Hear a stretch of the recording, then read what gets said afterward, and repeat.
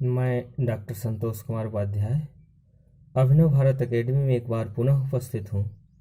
आज मैं अंतर्राष्ट्रीय संगठन के प्रश्न पत्र में राष्ट्र संघ के अंग को आगे बढ़ाते हुए तीसरे अंग की तरफ हम अग्रसर होते हैं।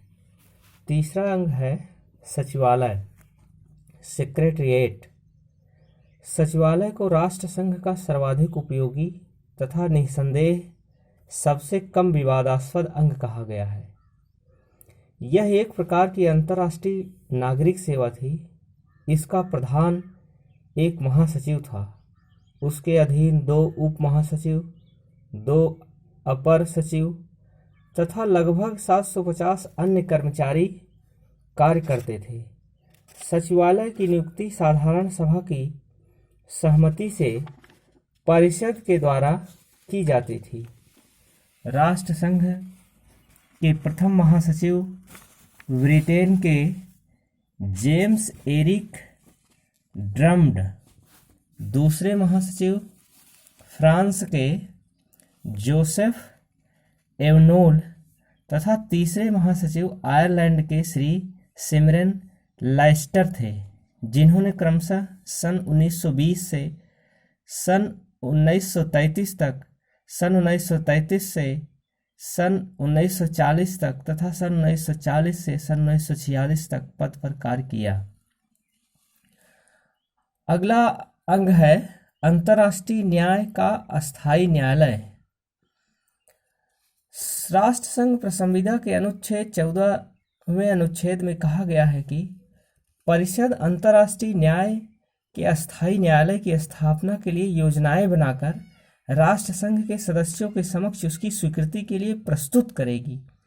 परिणाम स्वरूप सन 1920 में परिषद ने विधेयताओं के एक आयोग की नियुक्ति की। इस आयोग द्वारा प्रस्तावित न्यायालय के विधान को में कुछ संशोधन के पश्चात साधारण सभा ने 13 दिसंबर 1920 को निर्विरोध स्वीकार कर लिया।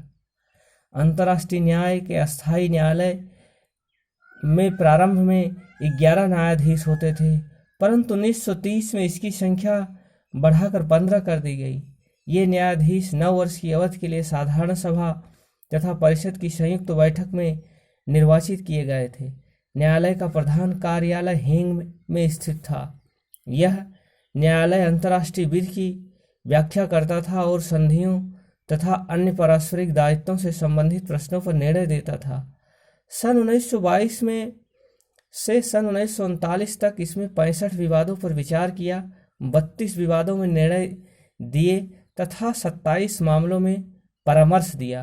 परंतु प्रोफेसर ग्रांट गिलमोर का मत है कि इसमें से कोई भी निर्णय अधिक प्रतिष्ठा और महत्व का नहीं था। अगला अंग है अंतर्राष्ट्रीय श्रम संघ, ILO। औपचारिक रूप से अंतर्राष्ट्रीय श्रम संघ राष्ट्र संघ का अंग नहीं था, परंतु व्यवहार में यह संघ की व्यवस्था का एक भाग था और उसके एक स्वायत्त अंग के रूप में कार्य करता था।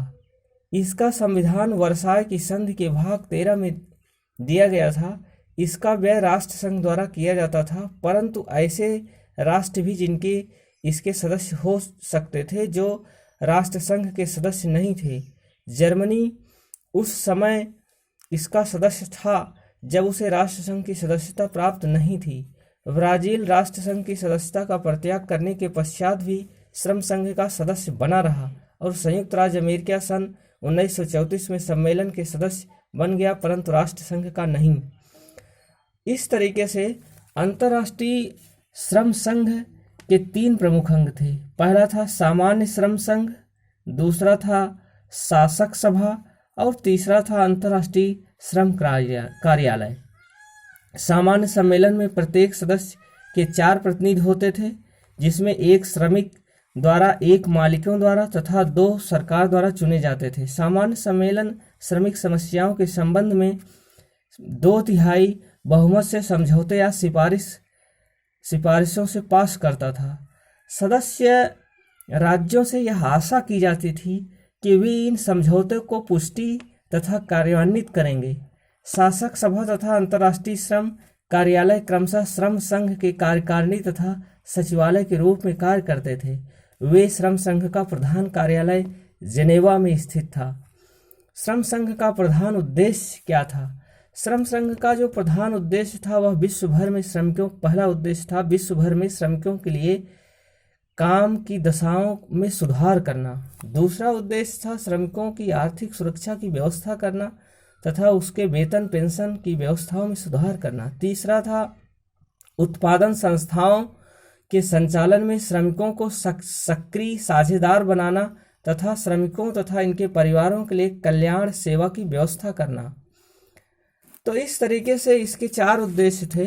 श्रम संघ राष्ट्र संघ का सर्वाधिक सफल संस्था थी। सन 1940 में इसने अपना प्रधान कार्यालय मॉन्ट्रियल को स्थानांतरित कर दिया और द्वितीय विश्व युद्ध के काल में भी अपना कार्य जारी रखा। दिसंबर 1946 में यह संयुक्त राष्ट्र का एक विशेष संगठन, स्पेशलाइज्ड एजेंसी बन गया।